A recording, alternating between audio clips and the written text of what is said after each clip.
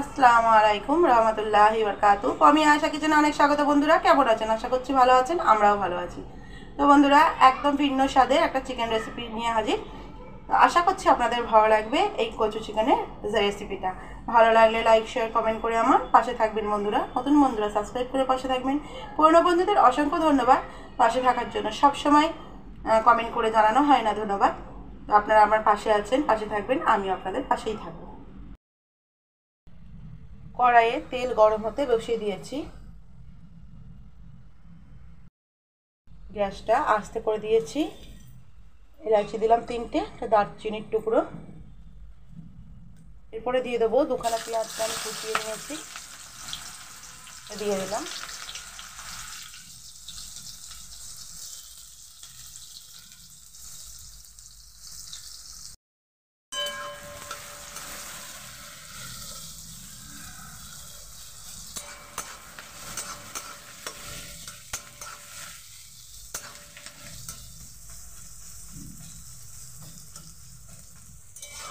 পেঁয়াজটাকে সুন্দরভাবে ভেজে নেব। পেঁয়াজটা সুন্দরভাবে ভাজা হয়ে গেছে। এর মধ্যে দিয়ে দেবো চিকেনের পিসগুলো।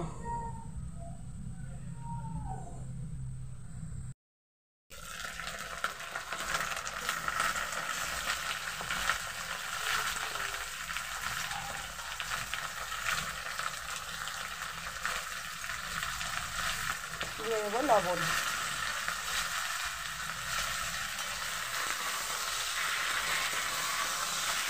বন্ধুরা, কড়াইটাকে চেঞ্জ করলাম, আপনাদের বলে দিলাম, কারণ ওই কড়াইটা অনেক পুরনো কড়াই, পাতলা হয়ে গেছে, অতিরিক্ত গ্যাসের মধ্যে দিলে নড়ছে, যার জন্য আমি কড়াইটাকে চেঞ্জ করে দিলাম।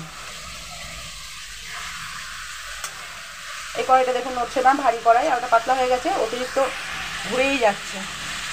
এবার চিকেনটাকে আমি লবণ দিয়ে একটু ভেজে নেওয়ার পর আমি দিয়ে দেবো আদা রসুনের পেস্ট। আদা রসুনের পেস্টটা দিয়ে নাড়াচাড়া করে নেবো একটু সুন্দরভাবে।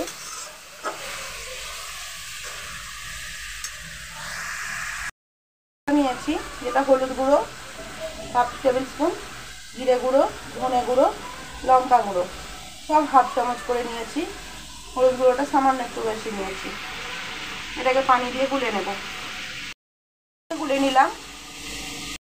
এবার আমি দিয়ে দেবো মশলাটা। একটু পানি দিয়ে নেব, বাটিটা ধুয়ে অনেকটা থাকে।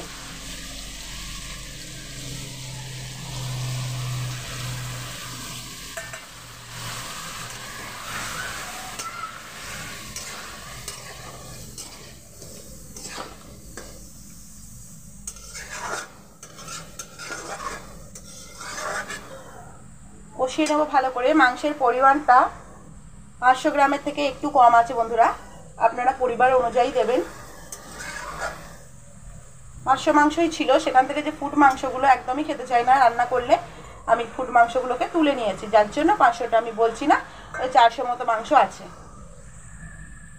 ভালো করে মাংস যেমন আমরা কষাই সেইভাবে কষিয়ে নেব। লবণ আমি আগে দিয়েছি। চিকেনটাকে কিছুক্ষণ কষিয়ে নেওয়ার পর সামান্য একটু পানি দেব, দিয়ে দেবো একটা টমেটোকে।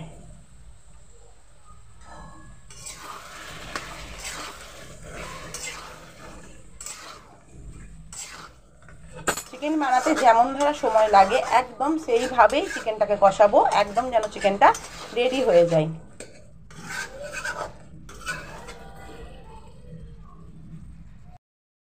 এখানে নিয়ে নিয়েছি কচু আর আলু। কচু 250 গ্রাম নিয়েছি, আলুও নিয়েছি।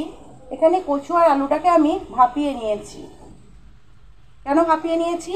যেহেতু আপনারা কাঁচাতেও করতে পারেন ভেজে, আমি ভাপিয়ে নিয়েছি। কারণটা হচ্ছে আমার বাড়িতে সুগার পেশেন্ট আছে, কচুও দেবো আলুও দেবো, দুটোই মাটির নিচে হয়, সেই হিসেবে আমি ভাপিয়ে নিয়ে পানি ফেলে তবেই করি। তো সেইটার জন্য আমি করেছি, এটা তো সুবিধাও হয়। সেটা দেখুন ভালোভাবে কষানো প্রায় হয়ে এসেছে। বেশিরভাগ যখন আমি আলু ভেজে রান্না করি তখন খুবই কম, না হলে খায়ও না কর্তামশাই। আর যখন আমি ভাপিয়ে করি তখন 2 পিস আমি দিতে পারি যে হ্যাঁ খাক, কিছু হবে না অতটা।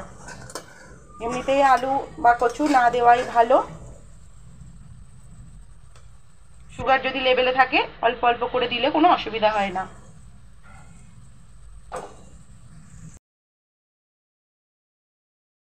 মাংসটা সুন্দরভাবে হয়ে গেছে। এবার আমি কচু আর আলুটা দিয়ে দিলাম।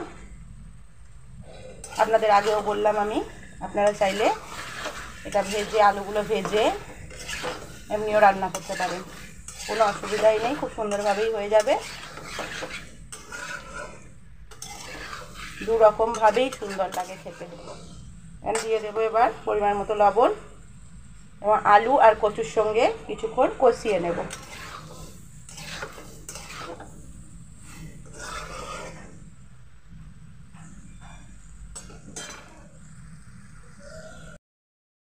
এবার দিয়ে দেব পানি। খুন্তিটা রাখলাম, খুন্তিটা ধুয়ে দেবো বলেই দিলাম। পরিমাণ মতো পানি দিয়ে দেবো।